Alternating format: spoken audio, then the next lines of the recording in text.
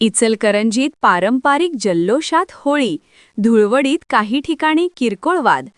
इचलकरंजी शहर व परिसरात सोमवारी होळी हुताशिनी पौर्णिमा पारंपरिक पद्धतीने आणि उत्साहपूर्ण वातावरणात साजरी करण्यात आली. सकाळच्या सत्रात घरोघरी विधिवत पूजन करून पुरणपोळीचा नैवेद्य दाखवत होळी प्रज्वलित करण्यात आली. सायंकाळी शहरातील विविध भागात मंडळांच्या वतीने मोठ्या उत्साहात होळ्या पेटविण्यात आल्या. यंदाही अनेक मंडळांनी शेणीदान उपक्रम राबवत पर्यावरणपूरक संदेश दिला. मागील 4 दिवसांपासून बालचमू टिमक्यांचा दणदणाट करत शेण्या व लाकडे गोळा करण्यात मग्न होते.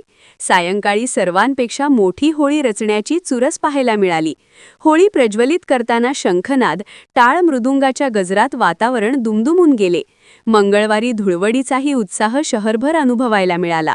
बालचमू सकाळपासून येणाऱ्या जाणाऱ्यांना अडवून रंगगुलाल लावत धुळवड साजरी करत होते.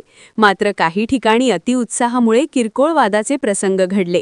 शिवाजीनगर व गावभाग पोलीस ठाण्याच्या हद्दीत काही ठिकाणी तणाव निर्माण झाला. तसेच काही वाहनांवर दगडफेक झाल्याने नुकसान झाल्याची नोंद आहे. दरम्यान पोलीस प्रशासनाने शहरातील विविध भागात गस्त घालत परिस्थिती नियंत्रणात ठेवली. एकूणच पारंपरिक श्रद्धा, सांस्कृतिक उत्साह इचलकरंजीकरांनी होळी सण आनंदात साजरा केला. वसुंधरा शक्ती न्यूजसाठी पत्रकार विजय तोडकर. चॅनेलला सबस्क्राइब करा आणि